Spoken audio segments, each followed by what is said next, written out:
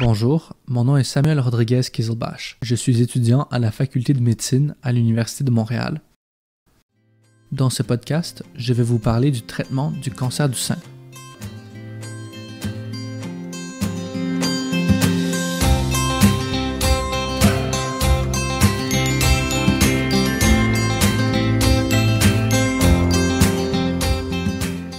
Une femme sur 8 développera un cancer du sein pendant sa vie.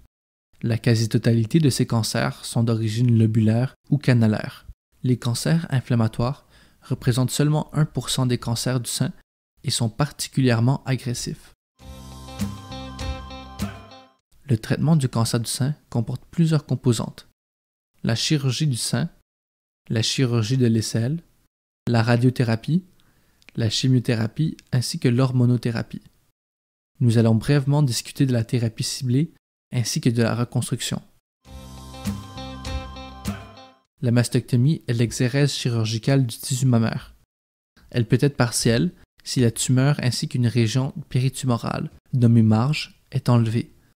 La mastectomie est dite totale si tout le tissu du sein est enlevé en préservant les ganglions axillaires et le pectoral. La mastectomie radicale modifiée inclut l'évidement axillaire des ganglions lymphatiques. La mastectomie radicale est rarement faite de nos jours et inclut, en plus de la mastectomie radicale modifiée, la dissection des ganglions de la chaîne mammaire interne, ainsi que la résection des muscles grands et petits pectoraux. Avec le temps, de plus en plus de preuves supportent l'usage de la mastectomie partielle combinée à la radiothérapie comme ayant une survie similaire à la mastectomie totale.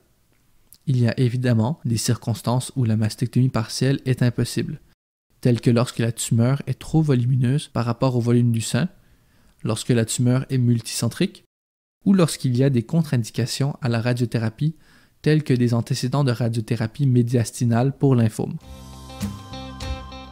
La chirurgie de l'aisselle est l'exérèse des ganglions lymphatiques axillaires qui drainent le sein. Ce sont souvent les premiers sites de dissémination du cancer.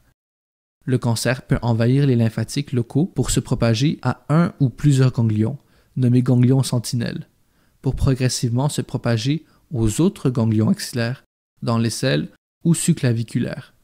C'est pour cela qu'avant les années 2000, beaucoup de dissections axillaires, aussi appelées évidements axillaires, étaient pratiquées. De récentes études ont démontré que prélever le ganglion sentinelle, identifié avec un traceur ou colorant injecté dans le sein, et de faire l'évidement complet, que si le ganglion sentinelle est positif, a une survie comparable à l'évidement d'emblée. L'avantage est que la patiente a moins de risque de lymphédème du bras avec cette chirurgie plus limitée. La radiothérapie du sein a un rôle important à jouer. Elle fonctionne en endommageant l'ADN des cellules cancéreuses microscopiques et elle est surtout utilisée après la chirurgie. Toute patiente qui subit une mastectomie partielle pour un cancer a besoin de la radiothérapie adjuvante. Si une mastectomie complète est pratiquée, il y a des critères spécifiques déterminés par les radio-oncologues dont les caractéristiques de la tumeur et le nombre de ganglions atteints. Elle peut aussi servir de manière palliative pour les métastases ou les patientes inopérables. L'irradiation est un des deux éléments clés de la thérapie de conservation du sein, en plus de la mastectomie partielle.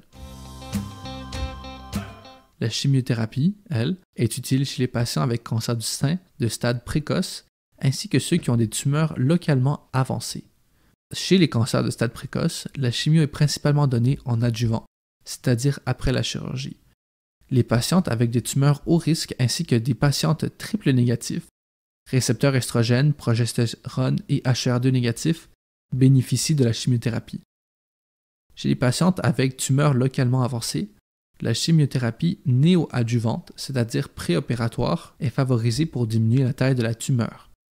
La survie sans récidive et globale est comparable entre thérapie néoadjuvante et adjuvante. Par contre, une diminution de la taille de la masse augmente le taux de préservation mammaire et diminue le nombre d'évidements axillaires chez les patientes avec une réponse complète post-chimiothérapie. L'utilisation de l'oncotype, qui est le calcul du risque de récurrence de la patiente basé sur ses facteurs génomiques, peut aider à distinguer les patientes avec ganglions sentinelles négatifs et récepteurs estrogènes positifs qui bénéficieraient de la chimiothérapie adjuvante. De tels outils permettent à certaines patientes d'éviter la chimiothérapie qui peut avoir des effets secondaires importants tels que la neutropénie fébrile, la fatigue, la perte de cheveux et la nausée entre autres. La prochaine catégorie de traitement, l'hormonothérapie, est utile chez les patientes qui ont des tumeurs dont les récepteurs à estrogène ou progestérone sont positifs, c'est-à-dire que la présence d'hormones favorise la prolifération de la tumeur. Il existe 2 classes de médicaments. Les SERM, modulateurs sélectifs de l'estrogène, comme le tamoxifène, qui antagonisent les récepteurs d'œstrogène au sein, mais qui agissent comme agonistes dans l'os et l'utérus. Les inhibiteurs de l'aromatase empêchent la synthèse périphérique de l'estrogène. Les inhibiteurs de l'aromatase, contrairement aux SERM, peuvent être utilisés seulement après la ménopause, car sinon, les gonades vont tout simplement compenser la diminution d'œstrogène circulant en produisant davantage. La thérapie ciblée, comme le trastuzumab, appelé Herceptin, est utilisée chez les tumeurs qui surexpriment le récepteur HER2, qui favorise la prolifération tumorale. L'Herceptin est un anticorps monoclonal qui diminue les récidives après la chirurgie et augmente la survie chez les patientes métastatiques. Par contre, il peut être cardiotoxique et il faut surveiller la fraction d'éjection du ventricule gauche durant le traitement.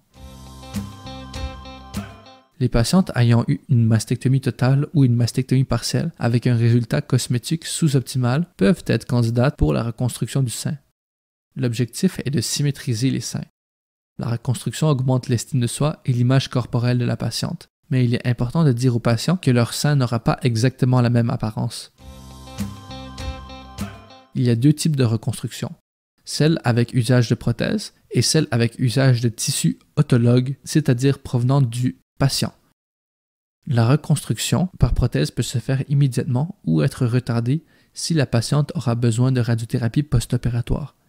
Si elle est faite dans un deuxième temps, un expandeur peut être utilisé pour atteindre le volume désiré, puis est remplacé par une prothèse. Les reconstructions par tissu autologue, par exemple l'usage du latissimus dorsi ou le lambeau Dieppe, sont favorisés lorsqu'il y a eu radiothérapie, car l'irradiation diminue la guérison et crée une contraction capsulaire. La prise en charge du cancer est complexe et requiert une approche multidisciplinaire. C'est en combinant les modalités thérapeutiques de chirurgie, radiothérapie et chimiothérapie, hormonothérapie et thérapie ciblée que les patientes ont les meilleures issues cliniques.